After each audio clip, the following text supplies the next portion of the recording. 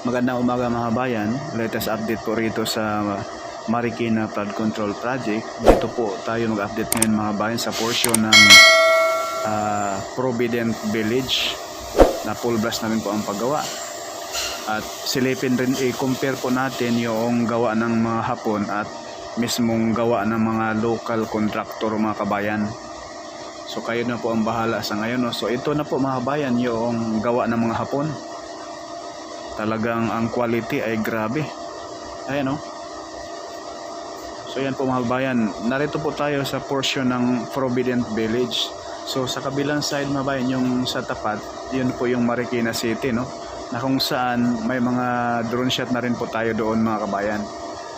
So dito po ngayon ang paspasan. Dahil alam naman natin, tag-ulan na ngayon. Alam naman natin noong kasagsagan ng Bagyong Ondoy, itong Provident Village mga kabayan ay parang dagat na. Pinasok na po ng tubig baha itong malaking subdivision na ito. At sa kasawiang palad ay marami di umano na nalagas na buhay rito noong kasagsagang Bagyong Ondoy dahil yung tubig umaapaw na po sa Marikina River. So ayan po sa baba natin, tinaasan ng husto ng Japanese contractor. Domo arigatou gozaimasu. Napakasolid yung gawa ng mga Japanese contractor mga bayan. Ito pong mismong flood control na ito ay nai-award.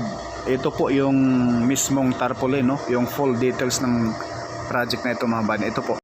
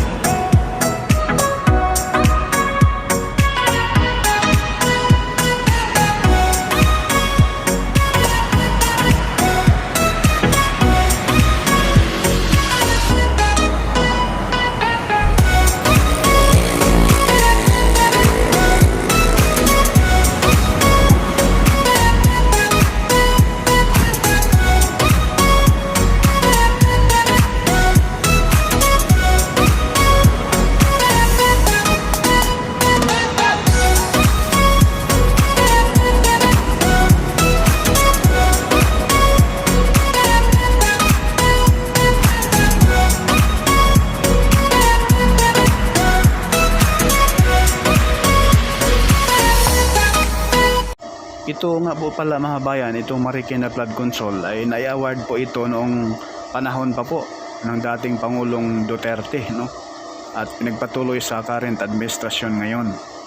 So back to the topic na tayo. Ang importante rito kung sino mang presidente nagsimula at magtatapos nito, ang importante nito mga bayan ay makikinabang sa bayan ng Pilipino, hindi politiko. Dahil ito po ay inutang ng dating administrasyon sa ang pagpundo nito sa JICA, no? Ayan po mga bayan. Napakasulit at nilawakan. Yung lupa sa baba natin, yan po ay babaklasin yan, tatanggalin yan. Lalawakan pa ito mga bayan. Once na ito ay matapos na po yung retaining wall na full blast na po ang paggawa ngayon rito sa portion po ng Provident Village, Marikina City.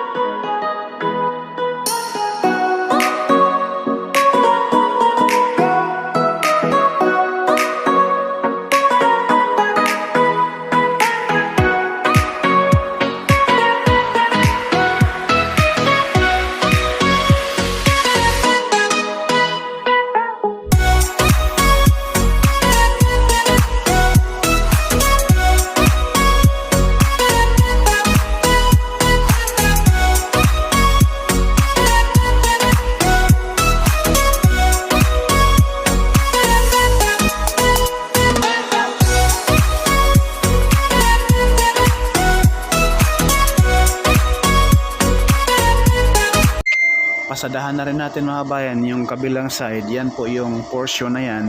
Yan po yung area ng Marikina City, yung kabila. Ayan, dati ay mga rivers pa yan. Ngayon ay kompleto na. So ang napakataas yan mga bayan, sobrang taas. Sobra pa yan sa 22 feet ang lalim, no? Ang taas niyan. Ayan, no? So, himala na po mga bayan kung ang tubig rito ay aapaw pa. Pero wag naman sana dahil ang kabundukan doon sa Antipolo, Rizal ay panay develop na ngayon sa mga exclusive subdivision. Dagdag pa riyan yung mining dyan sa Antipolo, sa Rizal, no? Sana ay maaksyonan yan ng DENR. Minsan kasi tayo mga bayan ay minsan ang tama naging mali pagdating sa pera, ano? Pero ang magdurusa sambayan ng Pilipino.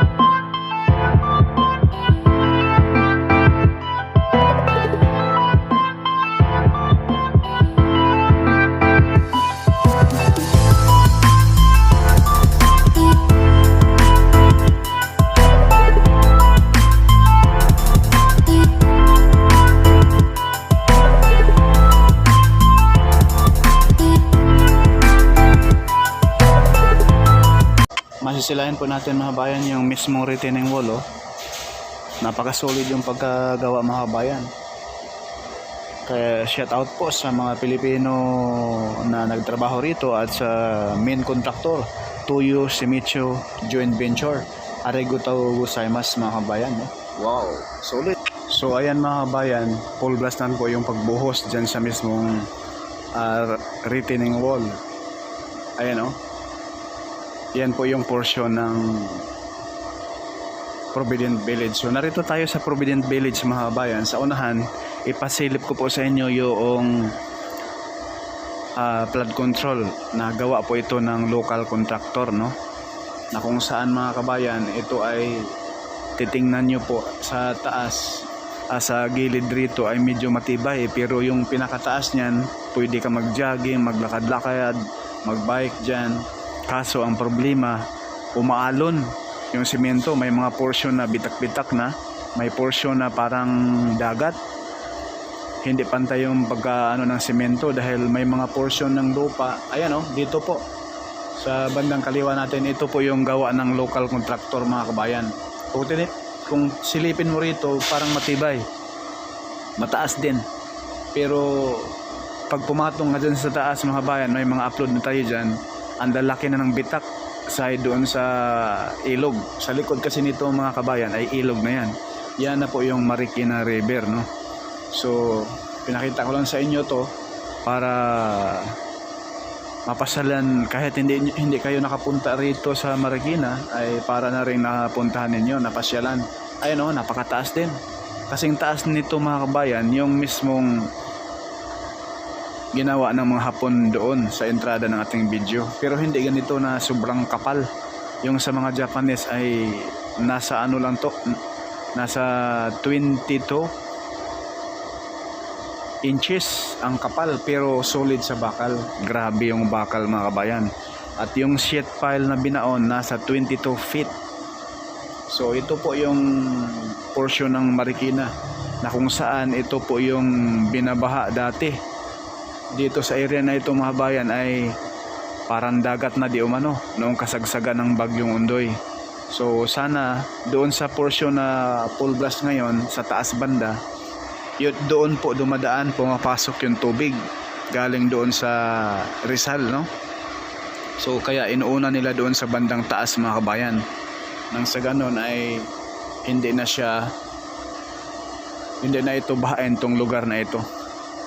So ito po yung palabas doon sa riverbank. Ayan mga bayan, no?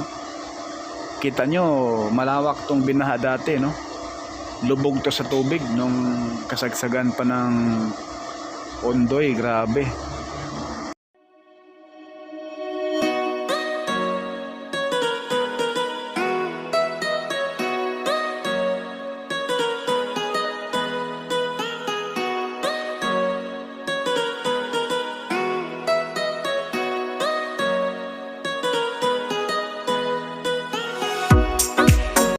Pagkalabas rito mga bayan, ito na yung riverbank sa bandang kaliwa natin. Ayan, ito na yung mall rito sa mismong Marikina, no? Ayan, sa kaliwa natin. Doon po yung riverbank.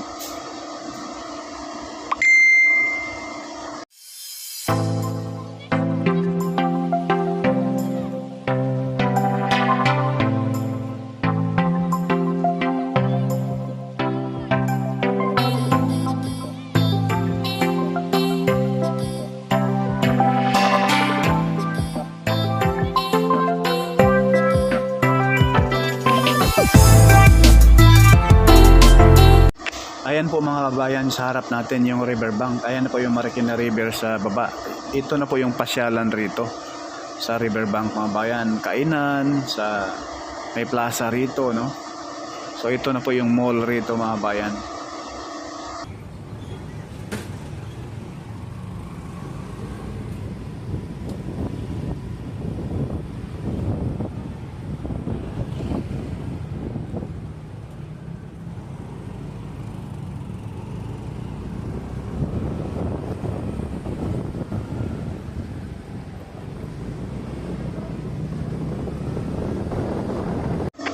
Ito po yung syudad dito sa Quezon City mga bayan na grabe, wala kang makitang basura. Sobrang linis. Napaka-disiplinado yung mga tao rito, walang kalat. Talagang malinis siya. Grabe.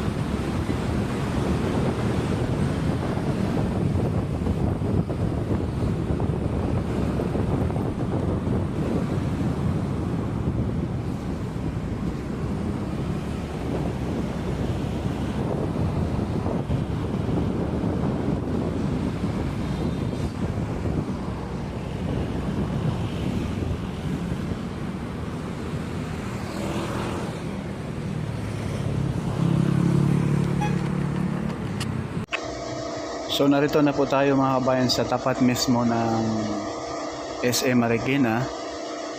Ayan po yung bagon ng LRT2 papuntang Antipolo at papuntang Maynila, no? So ayan po.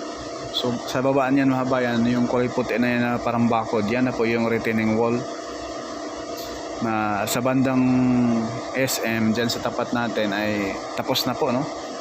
Yung pag buhos dyan sa mga retaining wall. So ayan po yung tapat. So yan lang po mga kabayan yung ating latest update rito sa Marikina Flood Control. Abangan po ninyo yung susunod pa natin mga upload rito. Maraming salamat and God bless po sa lahat.